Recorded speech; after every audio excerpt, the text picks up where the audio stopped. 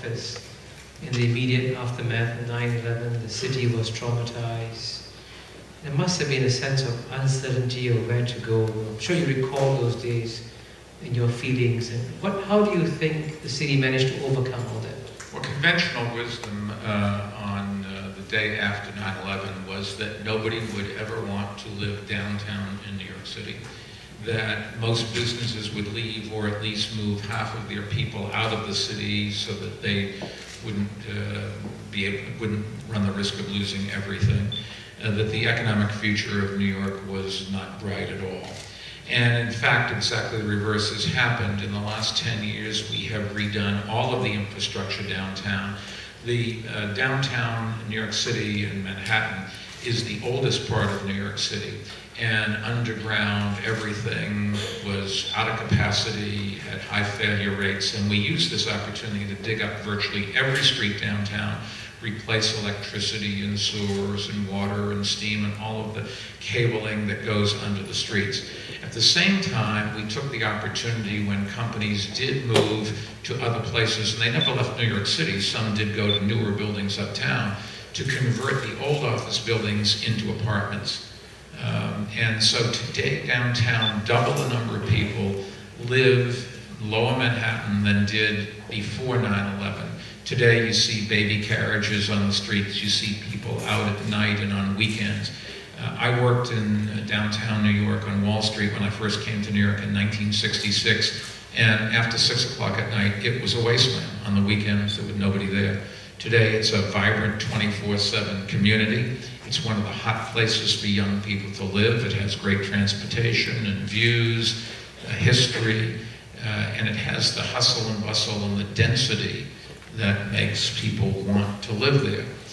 Why did New York recover? Number one, the world came to our aid, for which we should always be thankful and not forget.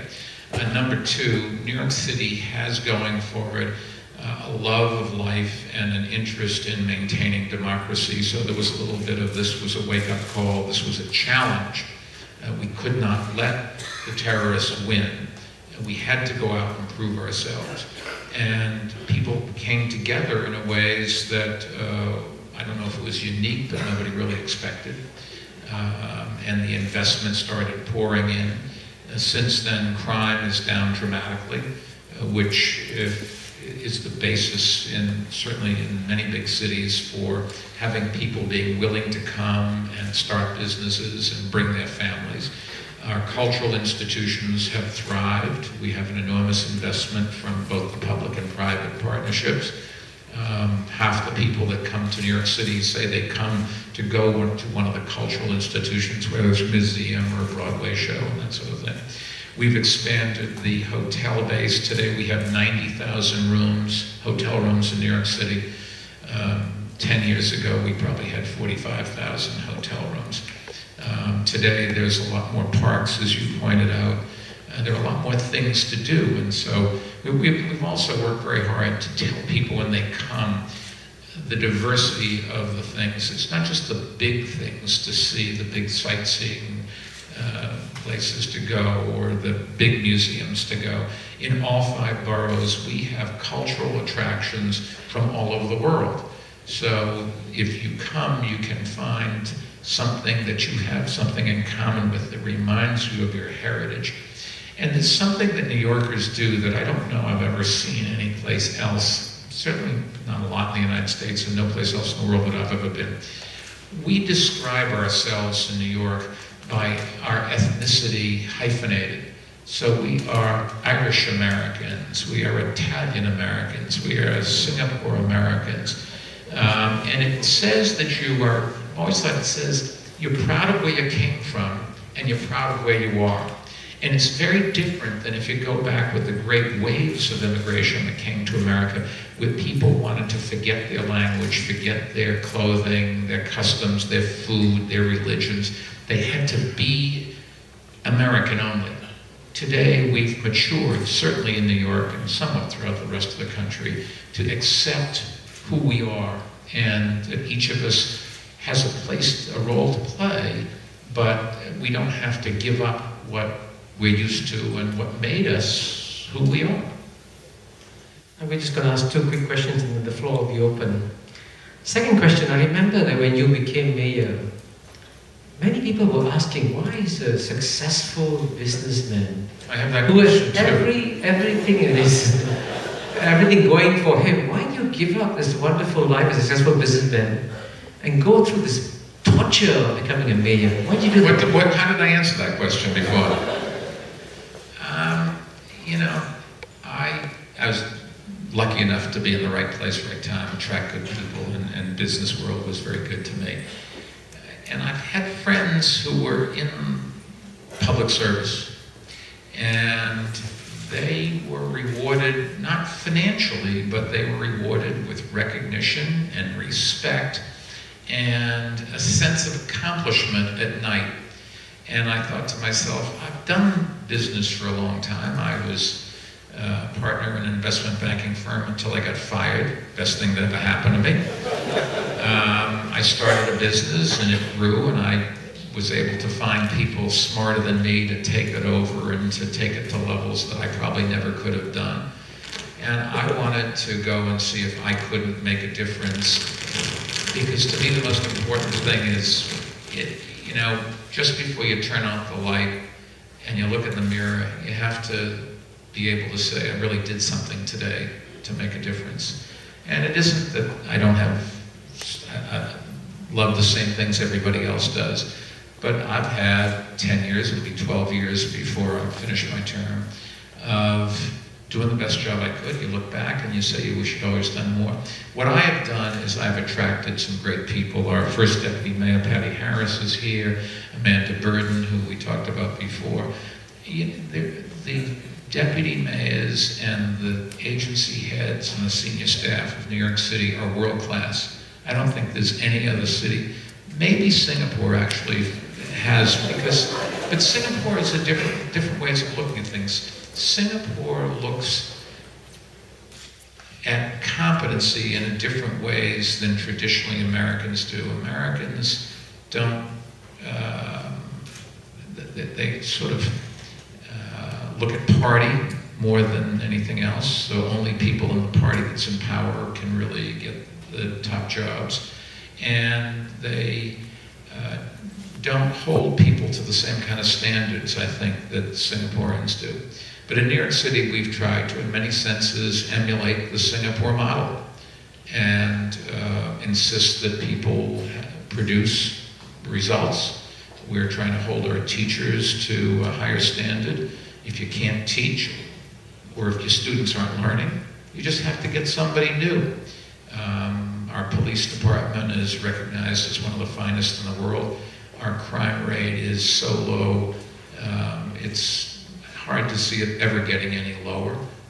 We're going to try, but it's down to virtually negligible numbers of crime.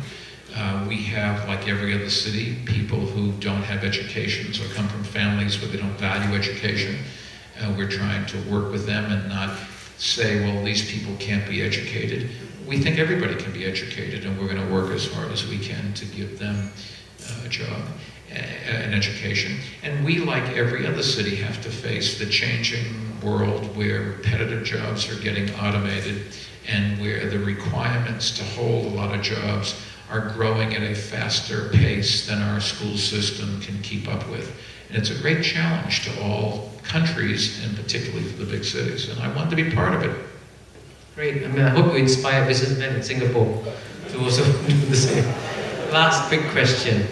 You know, you've done an incredible amount for New York City, but as you know, there's some big challenges remain, future challenges. I mean, you just mentioned two. One, airports, flying into New York City, two, the infrastructure, the bridges, tunnels, and all that. So what do you see as the future big challenges for New York City? I think the lesson of New York City comes from the 1970s. In the 1970s, the city walked away from investing in infrastructure. It walked away from investing in people. It forgot that we have to be competitive, and the world basically came apart. Crime rate skyrocketed. There were 4 or 5 times as many murders each year then than there are today. The bridges started falling down. Nobody was building anything new. In the last 10 years, we have redone virtually all the 1,400 bridges that we have in New York City. The last one to be worked on is the Brooklyn Bridge, and if you go down there, every night we close it to traffic while we're working on it. We've built a new subway. The state did not come through with any money, so the city taxpayers put up money to build a new subway. We've redone most of our roads. We're building a new water tunnel. We've done a lot of the things. So New York City's infrastructure actually is reasonably good shape, probably better than any other major city in America. The problem is it's always a challenge, and the political process does not suit really the reinvestment that you need to make to keep cities growing.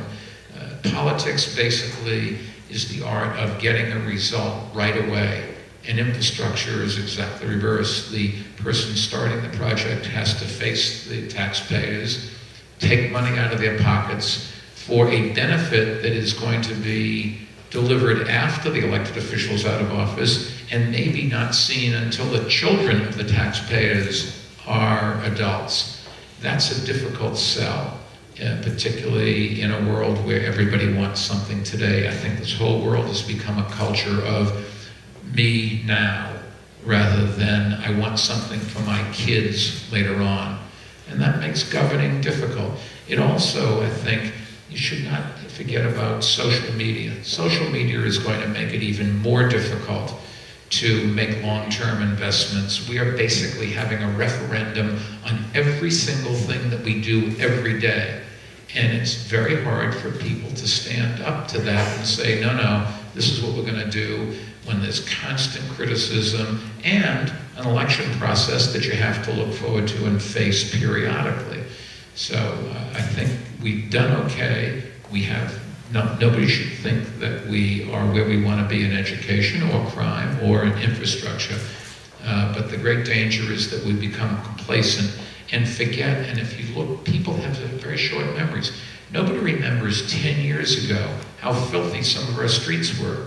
Today, there's basically no trash on the streets. Nobody remembers the crime rate of 10 years ago. Nobody remembers the dysfunctional schools of 10 years ago. Nobody remembers the people leaving the city. Today, we have people in the surrounding counties lying about where they live so they can send their kids into New York City to go to our public schools. Now, I don't overstate that, but that actually happens. We have lots of people where the public schools are their first choice and the private schools are their backup. We could easily change that back to the old ways. Thank you. Okay, now questions from the floor. Is there any microphone? Yes, please, sir. Can I invite the great Ambassador Tommy Koh, who lived in New York City longer than I did?